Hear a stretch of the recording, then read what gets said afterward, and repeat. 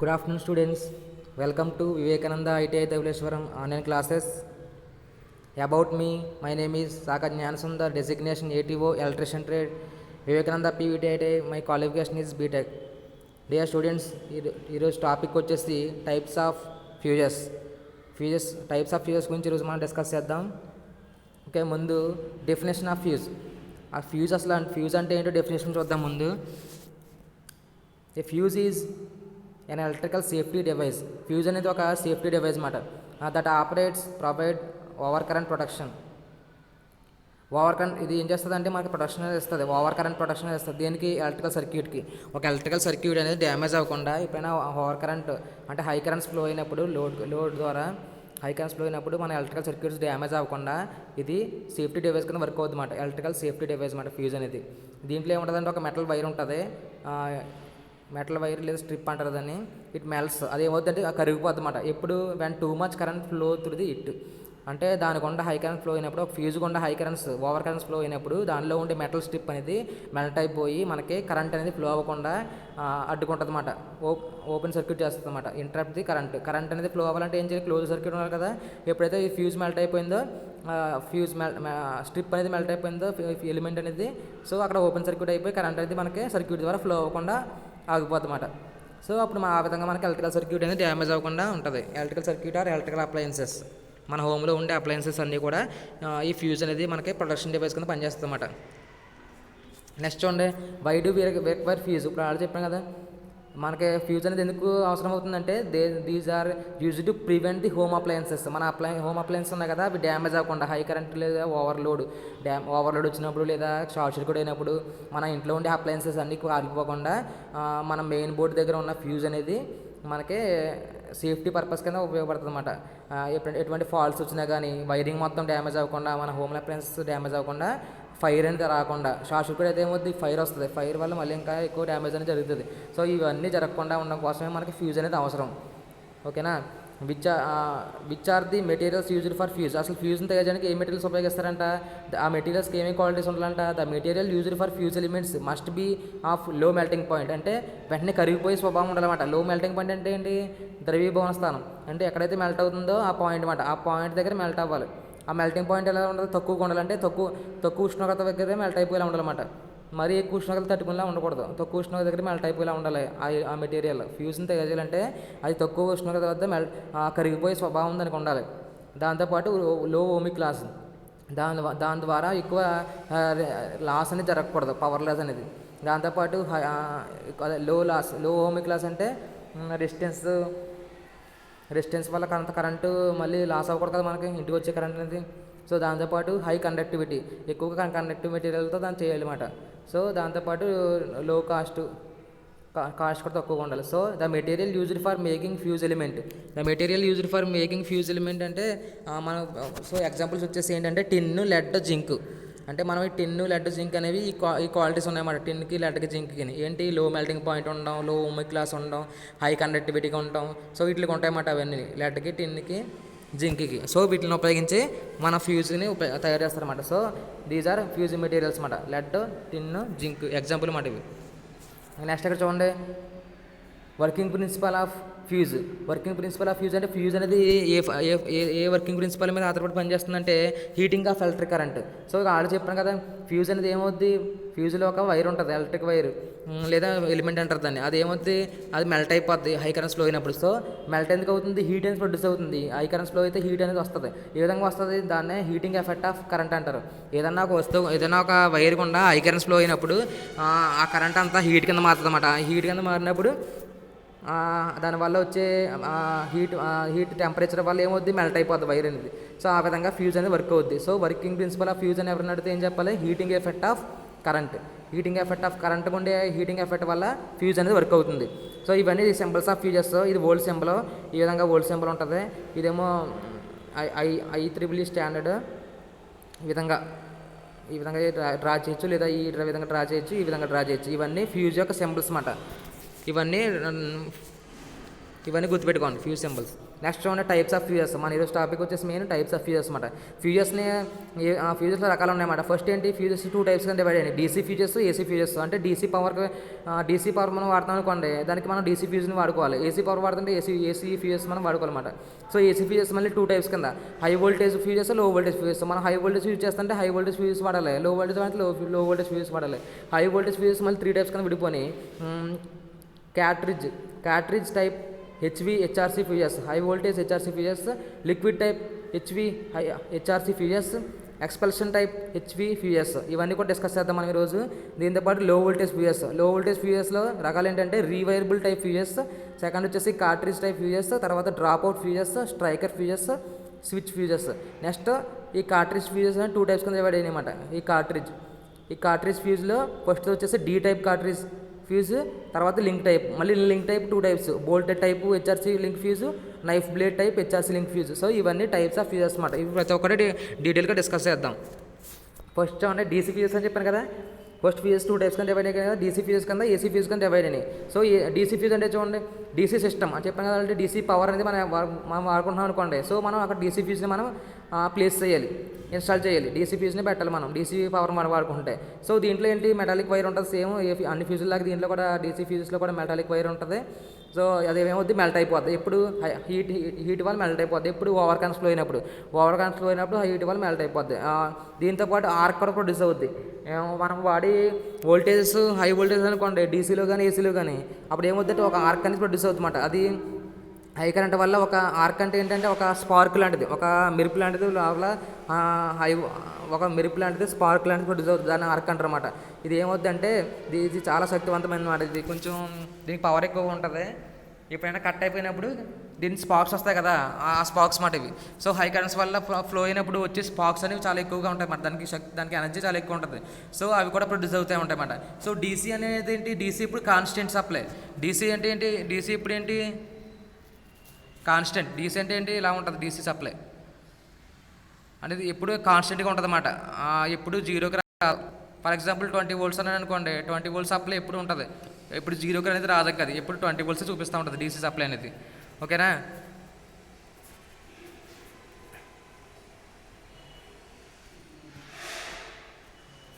Next చూడండి AC fuses అంటే ఏంటి, AC fuses are little bit small.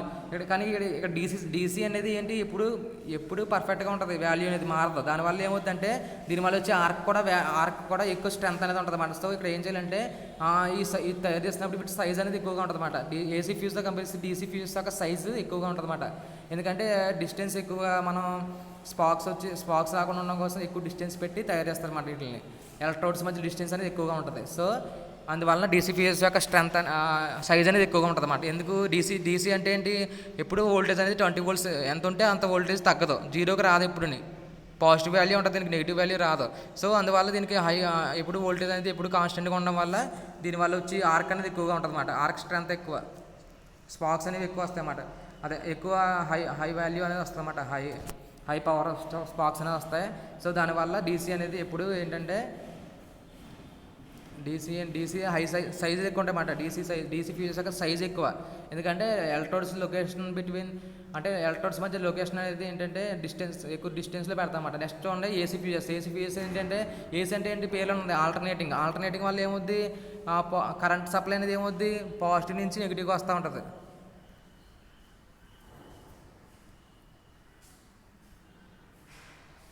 ఇక్కడ చూడండి ఆల్టర్నేటింగ్ అంటే ఏంటి, ఈ విధంగా ఉంటుంది. అంటే పాజిటివ్ నుంచి నెగిటివ్ ఈ విధంగా వ్యారీ అవుతూ ఉంటుంది కదా ఏసీ సప్లై అనేది. సో ఈ విధంగా వ్యారీ అయినప్పుడు ఏమవుతుంది, దీనివల్ల వచ్చే ఆర్క్ అనేది కాన్స్టెంట్గా ఉంటుంది కదా, దీనివల్ల వచ్చే ఆర్క్ అనేది కాన్స్టెంట్గా ఉంటుంది. మళ్ళీ ఒకసారి జీరో దగ్గర వచ్చినప్పుడు ఆర్క్ వాల్యూ తగ్గిపోద్ది. మళ్ళీ నెగిటివ్లో ఉన్నప్పుడు తక్కువ వాల్యూ ఉంటుంది. మళ్ళీ హై పాజిటివ్ వాల్యూకి వచ్చినప్పుడు ఎక్కువ అవుద్ది. సో ఈ విధంగా ఏసీ సప్లై వల్ల ఏంటి, ఏసీ సప్లై కాన్స్టెంట్గా ఉంటుంది కాబట్టి దానివల్ల వచ్చే ఆర్క్ కూడా పెద్దగా ప్రభావం చూపదు.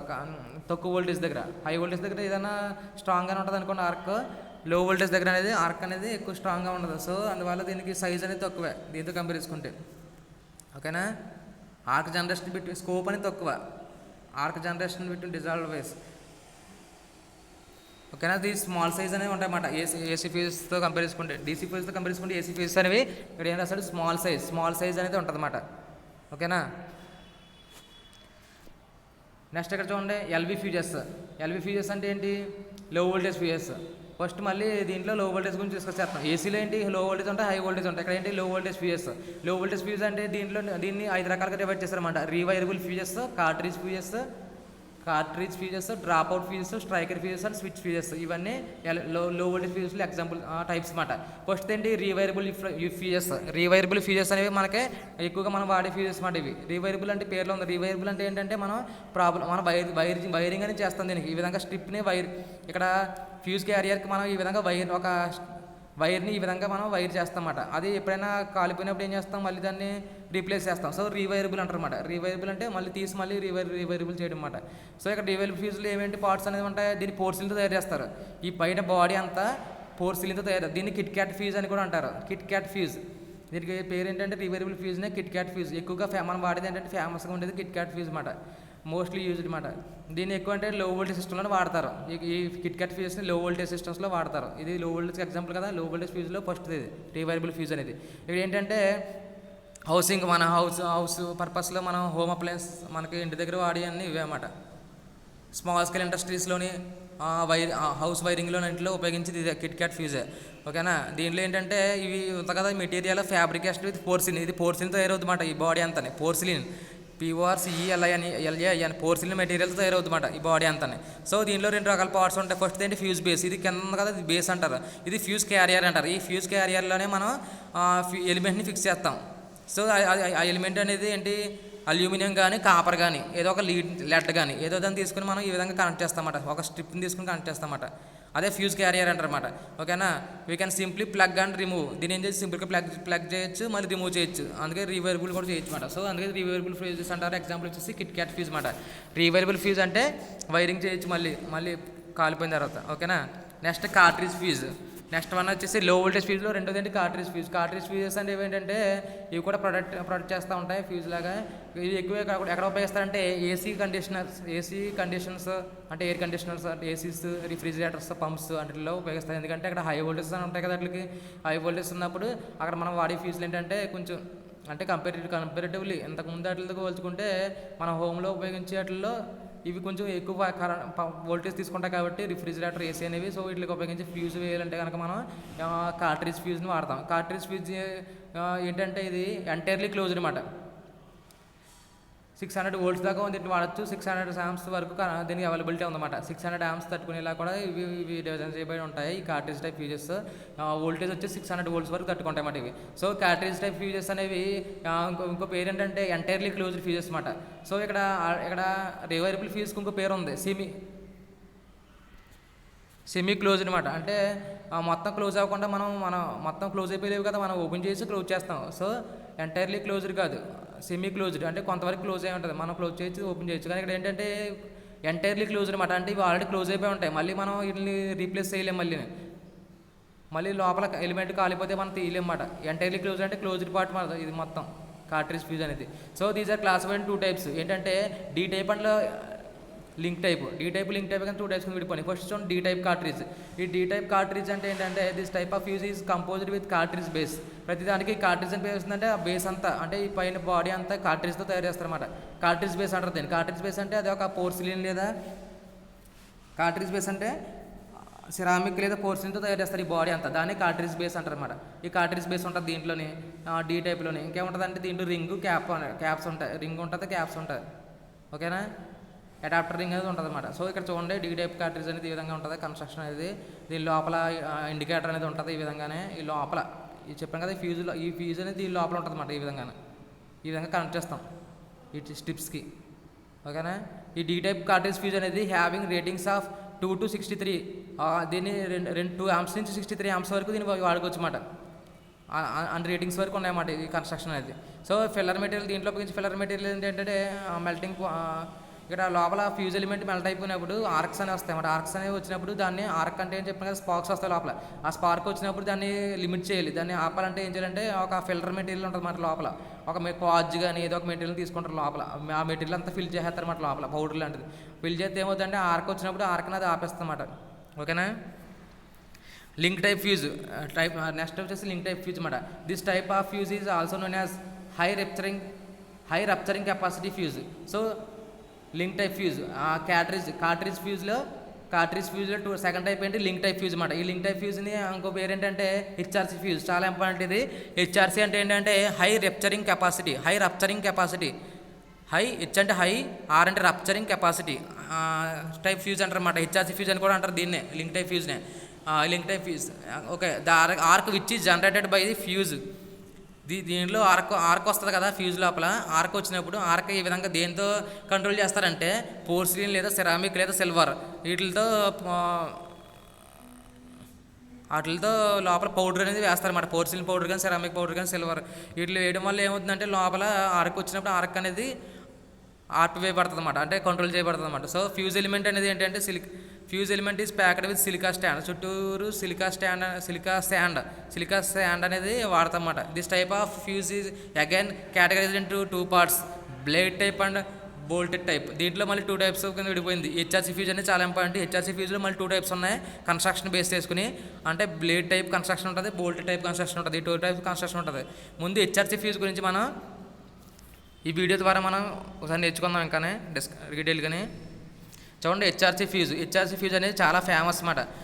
ఇవి మిగతా ఫ్యూజ్తో కంపేర్ చేసుకుంటే ఎక్కువగా ఫేమస్ అయినాయి. సో ఈ విధంగా వీటి కన్స్ట్రక్షన్ అనేది ఉంటుంది. ఇవి ఎందుకు ఫేమస్ అయినాయో మనం ఇప్పుడు ఈ వీడియోలో చూసుకుందాం హెచ్ఆర్సీ ఫ్యూజ్ గురించి.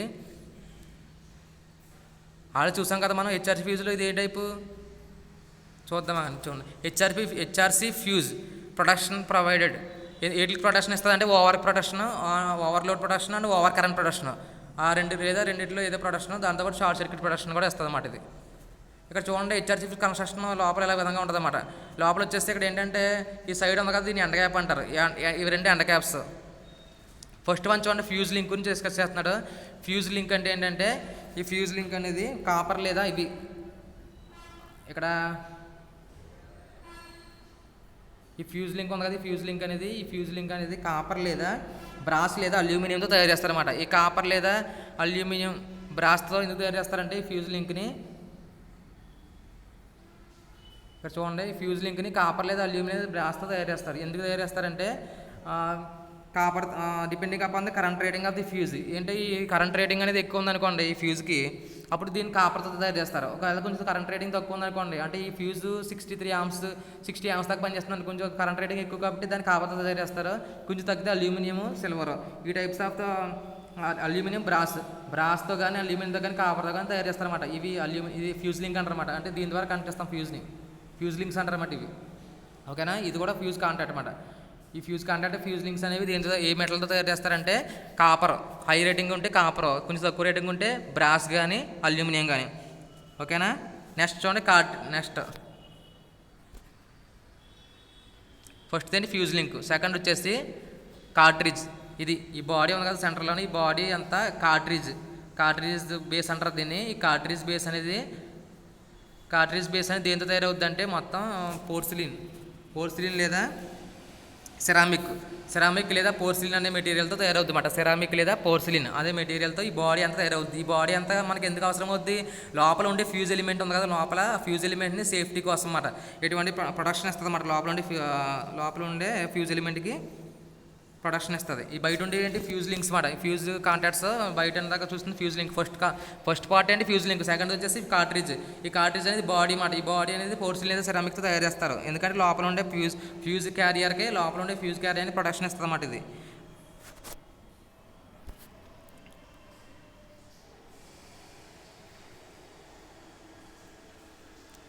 ఓకేనా, కార్ట్రిడ్జ్ అనేది దానికి ఉపయోగపడుతుంది. నెక్స్ట్ వచ్చేసి ఫ్యూజ్ ఎండ్ క్యాప్. ఈ ఎండ్ క్యాప్ ఎందుకు ఉపయోగపడుతుంది, కనెక్షన్ కోసం. ఈ ఎండ్ క్యాప్ అనేది కనెక్షన్ కోసం ఉపయోగపడుతుంది. ఓకేనా, end cap or outer element. Outer element దేనికి ఉపయోగపడుతుంది, లోపల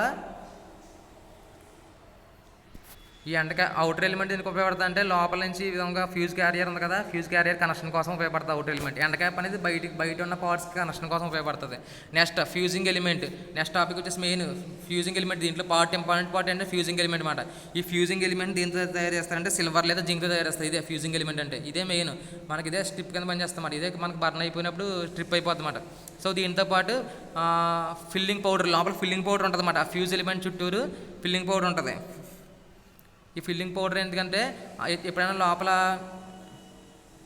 ఇప్పుడు లోపల ఏదైనా ఆర్క్ వచ్చినప్పుడు ఆర్క్ని ఆపేస్తుందని చెప్పాను కదా, లోపల వచ్చే స్పార్క్స్ అనేవి, అందుకు ఫిల్లింగ్ పోర్ట్. నెక్స్ట్ చూడండి వర్కింగ్ చూడండి, ఇక్కడ 63 ఆంప్స్ ఉంది దీని రేటింగ్ అనేది. 63 ఆంప్స్ ఉన్నప్పుడు మనకి హెచ్ఆర్సీ ఫ్యూజ్ యొక్క మెయిన్ అడ్వాంటేజ్ ఏంటంటే 63 ఆంప్స్ కంటే తక్కువ ఉంటే కరెంటు ఇది ఏమి బర్న్ అవ్వదు, కానీ 63 ఆంప్స్ దాటిన వెంటనే బర్న్ అయిపోద్ది, లోపల ఉన్న ఎలిమెంట్ అనేది బర్న్ అయిపోద్ది. సో యాక్చువల్గా 63 దాటిన తర్వాత బర్న్ అయిపోవాలి, కానీ ఇందులో 63 దాటిన తర్వాత బర్న్ అవ్వదు.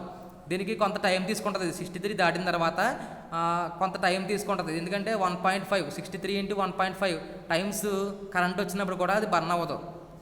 94.5 ఆంప్స్ కరెంట్, 63 ఆంప్స్ అయినా కానీ రేటెడ్ కరెంట్ 94 ఆంప్స్ వచ్చినా కానీ 10 to 12 సెకండ్స్ పాటు 93 ఆంప్స్ వచ్చినా కానీ అది బర్న్ అవ్వకుండా వర్క్ అవుతుంది అన్నమాట. ఇదే మిగతా ఫ్యూజులకి దీనికి డిఫరెన్స్ అన్నమాట. ఇది అడ్వాంటేజ్, ఎందుకంటే కొంచెం ఎక్కువ సమయం అనేది బర్న్ అవ్వకుండా ఉంటుంది కదా హై కరెంట్స్ ఫ్లో అయినప్పుడు కూడా. దానివల్ల ఏంటంటే ఇది ఎక్కడ ఉపయోగపడుతుంది అంటే మనకి మెయిన్ మోటార్స్లో ఉపయోగపడుతుంది. మోటార్స్ ఏంటంటే మోటార్స్ హై కరెంట్స్ని ఫ్లో చేసుకుంటాయి స్టార్టింగ్లో. సో హై కరెంట్స్ ఫ్లో చేసుకున్నప్పుడు మోటార్ అనేవి హై కరెంట్స్ ఫ్లో చేసుకున్నప్పుడు ఇక్కడ చూడండి మోటార్ ఇది, ఈ మోటార్ అనేది హై కరెంట్స్ ఫ్లో చేసుకుంటుంది స్టార్టింగ్లో మాత్రమే. తర్వాత మళ్ళీ మామూలు కరెంట్స్ ఫ్లో చేసుకుంటుంది. స్టార్ట్ అయినప్పుడు మాత్రమే హై కరెంట్స్ ఎక్కువ కరెంట్ ఫ్లో చేసుకుంటుంది అన్నమాట మామూలు కరెంట్ కంటే. అప్పుడు ఏం చేస్తాం, ఈ ఫ్యూజ్ అనేది ఏమవుతుంది, వేరే ఫ్యూజ్ పెడితే బర్న్ అయిపోద్ది. కానీ మనం ఏం పెడతాం, ఇక్కడ హెచ్ఆర్సీ ఫ్యూజ్ పెడతాం. హెచ్ఆర్సీ ఫ్యూజ్ పెట్టినప్పుడు ఏమవుద్ది, స్టార్టింగ్లో ఉన్న హై కరెంట్ని అది తట్టుకుంటుంది. 10 to 12 సెకండ్స్ కూడా ఉంటుంది స్టార్టింగ్ కరెంట్ అనేది. నెక్స్ట్ లెస్ దెన్ 5 సెకండ్స్ అలా ఉంటుంది అన్నమాట దీంట్లో. సో ఇది ఆల్రెడీ 10 to 12 సెకండ్స్ బర్న్ ఎక్కువ కరెంట్ తట్టుకోగలదు కాబట్టి సో వీటిని ప్లేస్ చేస్తాం అన్నమాట. ప్లేస్ చేసినప్పుడు స్టార్టింగ్లో ఇవి బర్న్ అవ్వకుండా ఉంటాయి. నెక్స్ట్ కంటిన్యూటీ ఆపరేషన్ అయినప్పుడు అవి కంటిన్యూ వర్క్ అవుతూ ఉంటాయి అన్నమాట.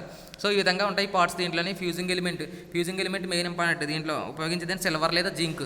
ఈ ఎలిమెంట్ అనేది సిల్వర్ లేదా జింక్తో తయారు చేస్తారు, ఓకేనా. ఈ పౌడర్ అనేది ఫిల్లింగ్ పౌడర్ అనేది ఏంటి, ఫిల్లింగ్ పౌడర్ వచ్చేసి silica stand, chalk, plaster of Paris. Silica sand, plaster of Paris, silica, chalk, ఈ మూడిటితో ఫిల్లింగ్ పౌడర్ తయారు చేస్తారు. ఎండ క్యాప్స్ అనేది కాపర్ లేదా సో ఇవి ఎండ క్యాప్స్ అన్నమాట. ఇక్కడ చూడండి వర్కింగ్ చూడండి, ఇక్కడ ఈ విధంగా ఇదేమో హెచ్ఆర్సీ ఫ్యూజు, లెఫ్ట్ సైడ్ ఉందేమో HRC original HRC fuse, right side ఉందేమో లోకల్ ఫ్యూజ్. ఈ లెఫ్ట్ సైడ్ ఉంది చూడండి, ఆర్క్స్ అనేవి తక్కువ వస్తున్నాయి కదా దీంట్లోని, ఎందుకు మనం పౌడర్ని ఉపయోగించకుండా లోపల పౌడర్ వచ్చినప్పుడు ఎక్కువ ఆర్క్స్ అనేవి రాకుండా అక్కడే ఆగిపోద్ది అన్నమాట, లోపల ఆపేస్తుంది ఆర్క్ బయటకు రాకుండా. ఈ విధంగా హెచ్ఆర్సీ ఫ్యూజ్ అనేది వర్క్ అవుద్ది, ఓకేనా. నెక్స్ట్ ఇక్కడ చూడండి హెచ్ఆర్సీ ఫ్యూజ్ తర్వాత సెకండ్ టైప్ వచ్చేసి ఏంటంటే బ్లేడ్ క్యాట్రిజ్, నైఫ్ బ్లేడ్ అన్నమాట. దీంట్లో ఇంకో టైప్ ఏంటంటే బ్లేడ్ టైప్ ఒకటి ఉంది, దీంట్లో ఇంకోటి ఏమో బోల్ట్ టైప్ ఉంది హెచ్ఆర్సీ ఫ్యూజ్లోనే.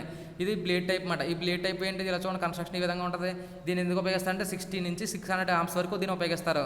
250 volts కంటే ఎక్కువ ఉన్నా కానీ 250 volts ఉన్నా కానీ దీన్ని ఉపయోగిస్తారు. The fuse link is easily renewed by removing the end. So దీన్ని ఫ్యూజ్ లింక్ అనేది ఈజీగా రిమూవ్ చేయడానికి ఉపయోగపడుతుంది అన్నమాట దీంట్లోనే, ఓకేనా.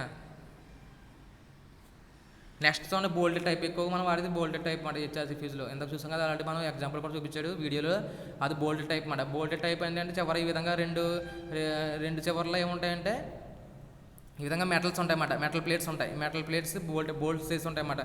దీంతోపాటు లోపల కార్ట్రిడ్జ్ బాడీ తెలుసు కదా మనకి, అది మెటల్ క్యాప్స్ ఉంటాయి, కార్ట్రిడ్జ్ బాడీ ఉంటుంది, ఫ్యూజ్ బాడీ అంతా కార్ట్రిడ్జ్తో తయారు చేస్తూ ఉంటుంది. సో దీని such as fuse needs additional switch so that fuse can be taken out without getting shock. ఈ ఫ్యూజ్ని బయట తీయాలంటే కొంత అడిషనల్ స్విచ్ అనేది ఉండాలంట. ఈ fuse elements are connected 2 ends of copper brass. ఈ 2 ends ఏంటంటే ఎండ్ క్యాప్స్ అనేవి కాపర్తో లేదు అనేది బ్రాస్తో కానీ తయారు చేస్తూ ఉంటాయి అన్నమాట.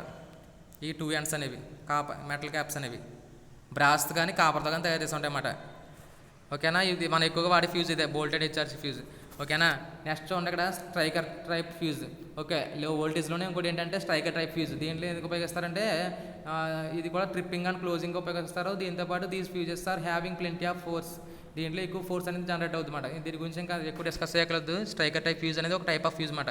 నెక్స్ట్ చూడండి డయాగ్రామ్ కూడా చూడండి, high voltage fuses. Already low voltage అయిపోయి ఇప్పుడు హై వోల్టేజ్ పనిచేసే ఫ్యూజుల్లో ఎందుకు ఉపయోగిస్తారంటే high voltage fuses are product transformers దగ్గర హై వోల్టేజ్ ఉంటాయి కదా, సో అక్కడ ఉపయోగిస్తారన్నమాట ఈ ఫ్యూజెస్. పవర్ ట్రాన్స్ఫార్మర్స్ దగ్గర ఉపయోగిస్తారన్నమాట. ఇక్కడ వీటికి రేటింగ్ ఏ విధంగా ఉంటుందంటే 1500 వోల్ట్ నుంచి 1,35,000 వోల్ట్ల వరకు ఇవి తట్టుకుంటాయి అన్నమాట. నెక్స్ట్ దీంట్లో ఫస్ట్ టైప్ వచ్చేసి ఏంటంటే హై వోల్టేజ్లో ఫస్ట్ టైప్ వచ్చేసి క్యాట్రిజ్ టైప్ హెచ్ఆర్సీ ఫ్యూజ్ అన్నమాట. ఇది cartridge type HRC fuse helix ఫామ్లో ఉంటుంది, ఈ విధంగా హెలిక్స్ టైప్లో ఉంటుంది అన్నమాట దీని కన్స్ట్రక్షన్ అనేది.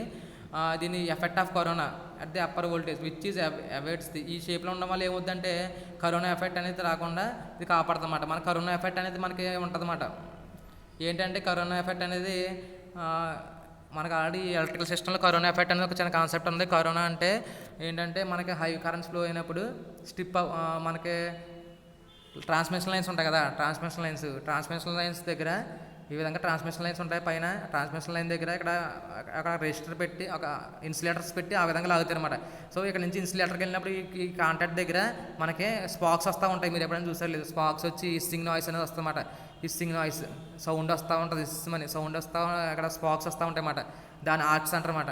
ఈ విధంగా ఈ ఎఫెక్ట్ని కరోనా ఎఫెక్ట్ అంటారన్నమాట. దీనివల్ల ఏంటంటే హై కరెంట్స్ ఫ్లో అయినప్పుడు కండక్టర్ గుండా చుట్టూరు ఉన్న ఎయిర్ అంతా కూడా, చుట్టూరు ఉన్న గాలి అంతా కూడా ఏమవుతుందంటే అయోనైజ్ అయిపోతుంది అన్నమాట. అయోనైజ్ అంటే చుట్టూ ఉన్న గాలి కూడా కనెక్ట్ అయిపోతుంది. కనెక్టింగ్ అయిపోయి దీని ద్వారా కూడా కరెంట్ ఫ్లో అవుతూ ఉంటుంది, గాలి ద్వారా కూడా కొంత. అందువల్ల గాలి ద్వారా ఫ్లో అయిన కరెంట్ అంతా కూడా ఈ విధంగా స్పార్క్స్ లాగా వస్తుంది అన్నమాట. ఓకేనా, దాన్ని కరోనా ఎఫెక్ట్ అంటారు. సో కరోనా ఎఫెక్ట్ తగ్గించడం కోసం కూడా ఈ క్యాటరేజ్ టైప్ హెచ్ఆర్జ్ ఫ్యూజ్ అనేది హై వోల్టేజ్ క్యాటరేజ్ హెచ్ఆర్జ్ ఫ్యూజ్ అని ఎలిక్స్ ఫామ్లో ఉంటుంది అన్నమాట. నెక్స్ట్ ఇక్కడ చూడండి liquid type HRC fuse. Liquid type HRC fuse అనేది ఇది కూడా హై వోల్టేజ్ టైప్లోనే. దీంట్లో ఏం ఉపయోగిస్తారంటే కార్బన్ టెట్రాక్లోరైడ్ అనేది సొల్యూషన్ ఉపయోగిస్తారు. ఓకేనా, వన్స్ ద ఎర్రర్ సక్కర్స్, ఇది కూడా ఒక ఎగ్జాంపుల్ ఆఫ్ హై వోల్టేజ్ అన్నమాట. ఇందులో ఏమవుతుందంటే హై కరెంట్ ఫ్లో అయినప్పుడు ఫ్యూజ్ అనేది బ్లో అవుట్ అయిపోద్ది. లోపల ఫ్యూజ్ అనేది బ్లో అవుట్ అయిపోద్ది. చుట్టూ సరౌండింగ్స్ అంతా కూడా లిక్విడ్ ఉంటుంది అన్నమాట. లిక్విడ్ వల్ల మనకి ఆర్క్ అనేది అక్కడే ఆగిపోతుంది అన్నమాట. ఇక లిక్విడ్ టైప్ వాడుతుందన్నమాట. లోపల ఆర్క్ వచ్చినా కానీ ఆ లిక్విడ్ ఉంటుంది కదా, లిక్విడ్ అంతా ఆర్పిస్తుందన్నమాట అది బ్లో అవుట్ అయినప్పుడు. నెక్స్ట్ వచ్చేసి ఎక్స్పల్షన్ టైప్ హెచ్పి ఫ్యూజ్. ఇది last type of HP fuse. These type of fuses are externally used. ఈ విధంగా ఉంటుంది ఈ డయాగ్రామ్ అనేది. ఇట్లా ఎక్కడ ఉపయోగిస్తారంటే ట్రాన్స్ఫార్మర్స్లో ఫీడర్స్ దగ్గర ఉపయోగిస్తారు అన్నమాట. ఫీడర్స్ అంటే ఏంటంటే ఇక్కడ చూడండి, ఫీడర్స్ అంటే సబ్స్టేషన్ ఉంటుంది మనకి. సబ్స్టేషన్ నుంచి డిస్ట్రిబ్యూషన్ సిస్టమ్ అంటే మన డిస్ట్రిబ్యూషన్ ట్రాన్స్ఫార్మర్ వస్తుంది అన్నమాట. ఆ డిస్ట్రిబ్యూషన్ ట్రాన్స్ఫార్మర్ దగ్గర ఇవి ఉంటాయి అన్నమాట. ఈ డిస్ట్రిబ్యూషన్ ట్రాన్స్ఫార్మర్ దగ్గర ఇవి ఉంటాయి హై వోల్టేజ్ ఫ్యూజెస్ అన్నమాట. ఓకేనా, ఇది సిలిండర్ షేప్లో ఉంటాయి అన్నమాట ఈ విధంగా. ఓకేనా, నెక్స్ట్ వచ్చేసి రిసెటబుల్ ఫ్యూజెస్. ఇవి చిన్న ఫ్యూజెస్. ఇవి మామూలుగా రిసెటబుల్ ఫ్యూజ్ ఎక్కడ ఉపయోగిస్తారంటే ఇవి మల్టిపుల్ టైమ్స్ వర్క్ అవుతాయి అన్నమాట. ఇవి అంటే డ్యామేజ్ అవ్వకుండా మల్టిపుల్ టైమ్స్ వర్క్ అవుతూ ఉంటాయి. వీటి వర్క్ ఏంటంటే ఫస్ట్ ఇప్పుడు ఓపెన్ సర్క్యూట్ చేసేస్తాయి. ఏదైనా హై కరెంట్స్ ఫ్లో అయినప్పుడు ఓపెన్ సర్క్యూట్ చేస్తాయి. కానీ వెంటనే కొంతకాలం తర్వాత దానికి అవే రీసెట్ చేసుకుని మళ్ళీ క్లోజ్ చేస్తాయి అన్నమాట. వాటికి అవే సెన్స్ చేసుకుని ఎటువంటి ప్రాబ్లం పోయిన తర్వాత వాటికి అవే ఆటోమేటిక్గా క్లోజ్ అయిపోతాయి అన్నమాట. నెక్స్ట్ వచ్చేసి థర్మల్ ఫ్యూజెస్ అంటే thermal fuse is one type of fuse. దీంట్లో ఎందుకు ఉపయోగిస్తారంటే దీంట్లో ఏం జరుగుతుందంటే థర్మల్ అంటే టెంపరేచర్ అన్నమాట. టెంపరేచర్ ఫ్లో అయినప్పుడు టెంపరేచర్ బేస్ చేసుకుని వర్క్ అవుతుంది. ఇది హై టెంపరేచర్ వచ్చిందనుకోండి, దానికి తగ్గట్టుగా అప్పుడు ఫ్యూజ్ మెల్ట్ అయిపోతుంది అన్నమాట. So these are also known as thermal cutouts or thermal links or thermal cutouts. అంటే ఓన్లీ వన్ టైం యూజ్ అన్నమాట. ఇవి వన్ టైం మాత్రం యూజ్ చేసి పడేస్తారన్నమాట వీటిని. అంతేగాని ఎక్కువసేపు ఇవి మనం వర్కింగ్లో ఉండవు. ఓన్లీ టెంపరేచర్ వచ్చినట్టే మెల్ట్ అయిపోతాయి కాబట్టి మళ్ళీ రీప్లేస్ చేసేయాలన్నమాట వీటిని. సో సింపుల్గా ఉపయోగించడం కోసం థర్మల్ ఫ్యూజెస్ అన్నమాట. ఓకేనా, ఓకే, థ్యాంక్ యూ స్టూడెంట్స్.